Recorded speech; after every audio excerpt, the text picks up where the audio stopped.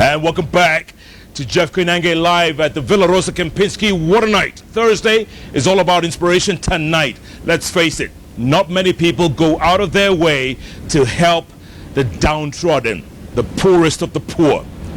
Dr. James Mwangi and his team at Equity Bank, along with MasterCard, DFID, USAID, came up with a concept. They called it Wings to Fly. And I tell you, the result has been transformational. On the bench joining us right now, we still have Dr. James Mwangi. He's still going to be with us. But in the middle, young lady, I tell you, when you hear her story, she was raised by a single parent, and then her mother died. She was put into a children's home. That's where she did her KCPE, passed with flying colors. Wings to Fly picked her up, gave her a scholarship, sent her to State House Girls. Right now, she's at JKUAT. She is studying financial engineering, whatever that means. Jacqueline Kasisi, goodness gracious, and she's only 19. Right next to her, young man, orphaned from the start, had to take care of his sibling, grew up in Dandora. Got straight A's.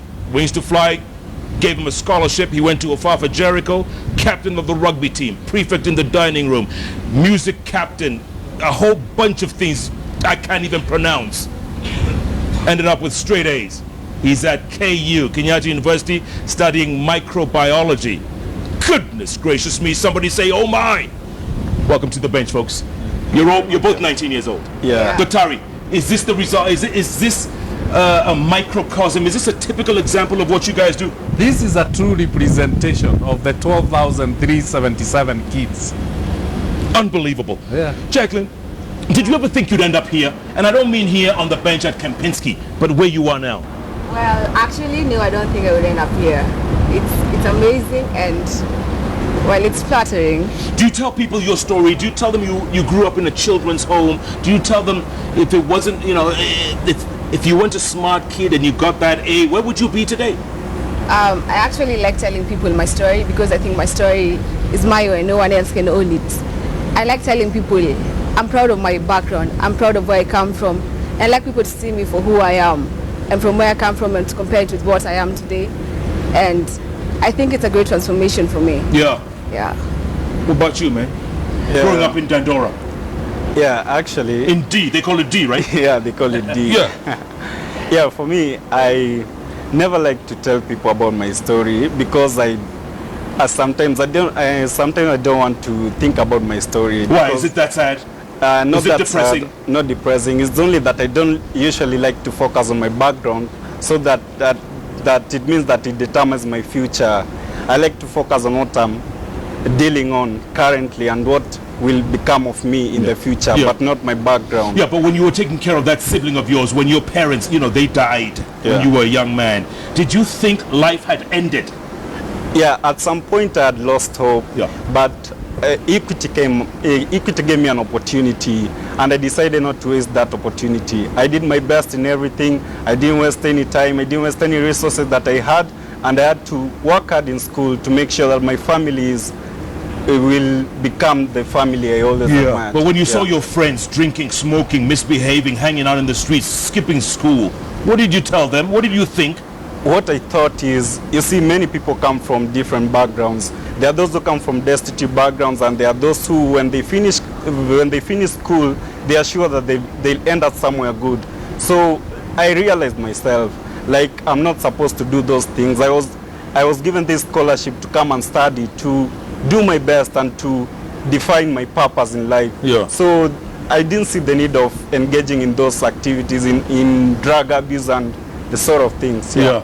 Jacqueline, financial engineering, help me out. What is that? Financial engineering is actually an interdisciplinary course.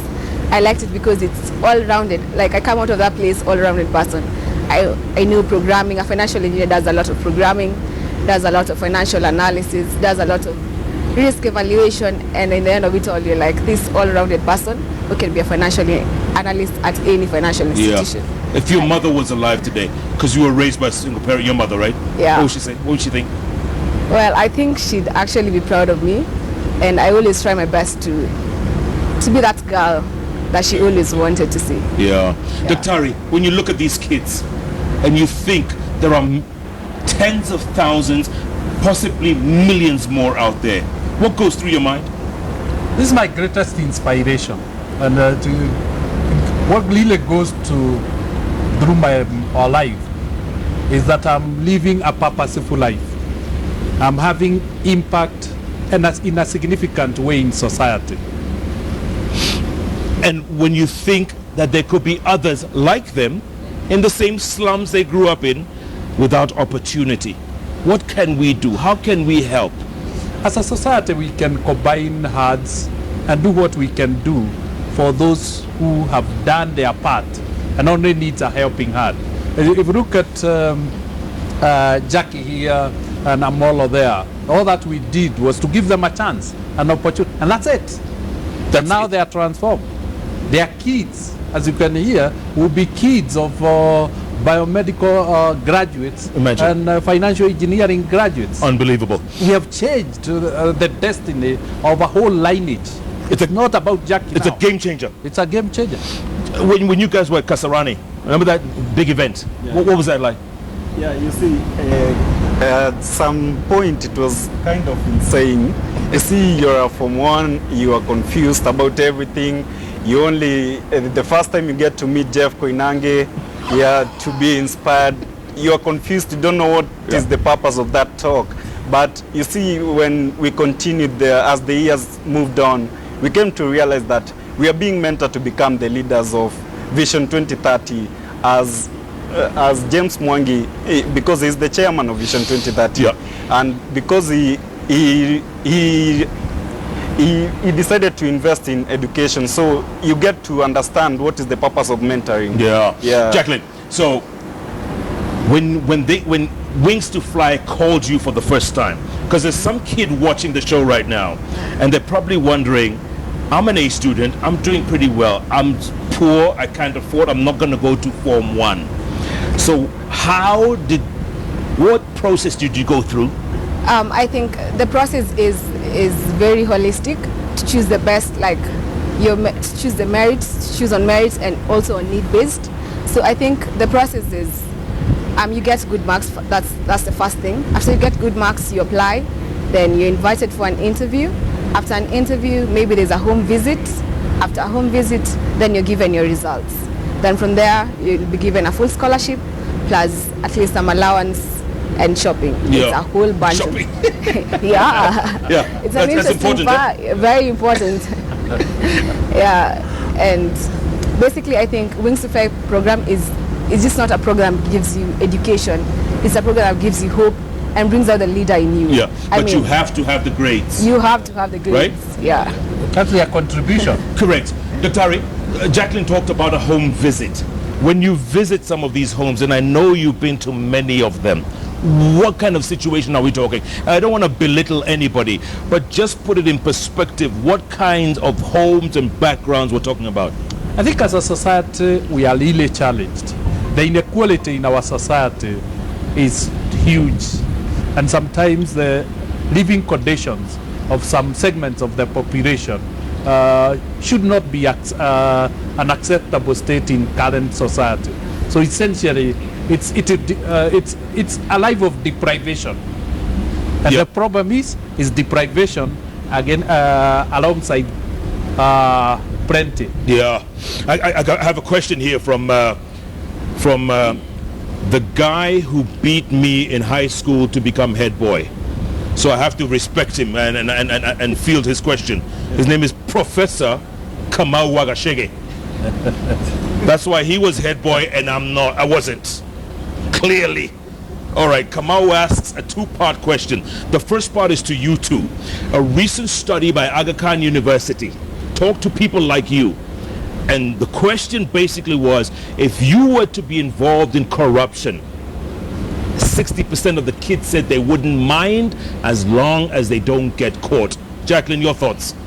Well, I think I wouldn't be involved in corruption because... Yeah, that's what you say. But, what if someone tempted you with a lot of money? Well, I wouldn't because the long-term effect is actually what matters. And it's not just about you, it's about the society. Because when you're taking it all for yourself and making just making yourself be all and leaving the society out of the deal. I think that's where we're missing out. If you're saying, I'll have this 20 million to myself, and then that other kid can starve. I mean, you're just being selfish. You're just not looking at the long-term effect and the society at large. Yeah. And I think that's the leader I'm not being. Experi?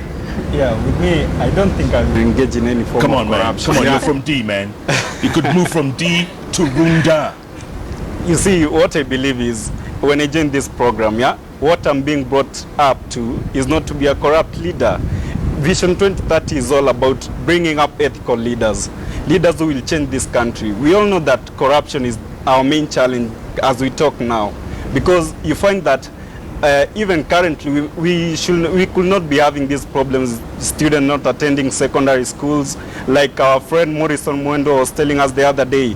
The opportunity, all this money that are being involved in corruption activities, they can be used to form a free secondary education and will not have any challenges with secondary education. Absolutely. Yeah. Good job. Keep it up. Don't get tempted.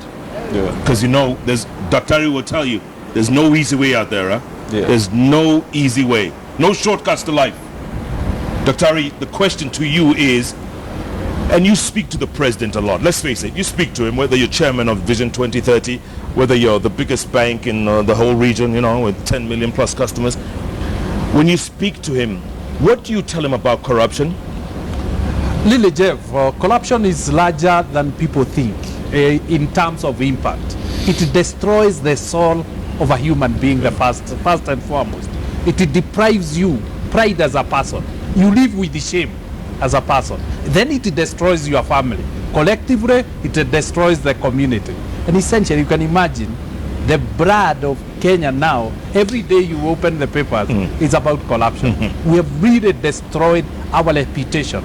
And there is nothing worth more than a reputation or a name, as we normally say briefly. So I think the president understands this, but the intricacies of dealing with the corruption needs to be dealt with institutionally. It's not about speaking.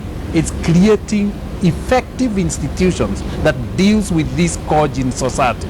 We at Vision 2030, and we always make it clear, we are not worried about any other aspect other than the national value systems of this country. Yeah. And corruption is a real manifestation of the worst of our people. Absolutely. Dr. Are you afraid of some of these people, some of these kids that you mentor, that you put up, that you have faith in? Are you afraid some of them might let you down the road? You notice there is a big challenge that we are growing in a society, as you said, that will tempt. And some have a lower price than really their own esteem. If we lose 3 and save 7, I think 7 will change the society. But we spend 2 weeks every year in what we call the annual Congress, talking about values. Yeah, I was there last year. Oh, you were there last year. It was beautiful. And it's nothing else. Yeah. Telling them education is good, but it's not sufficient. Yeah. The most important thing is who you are as a person. Can you be relied on? Are you dependable? Are you trustworthy? Those are the values. Yeah. And are you ethical enough that you can stand temptation? Yeah.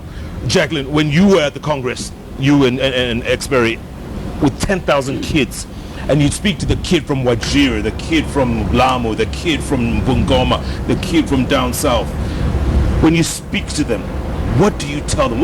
What's the best ideas you exchange? Go on. Okay, what I love telling them is you can't be good at everything. You just have to discover yourself and just know the right place that you fit and be good at it and be absolutely good at it. So not everyone will become a runner, not everyone will become a journalist, not everyone will become an engineer, not everyone will become a financial analyst, but you just get where you really, really fit and be good at it. And then something else, you don't have to waste your time feeling all sorry for yourself because of what you've been through, because of maybe your mom died, maybe you don't have food, you don't have enough cash, you don't have enough entertainment. Who really cares? Yeah. No one will listen to your excuses for failure. What they want to see is the results, because that's what they want to judge you for. Absolutely. Your results. Yeah. I was Yeah. raised by a single parent, by the way. You know that? No?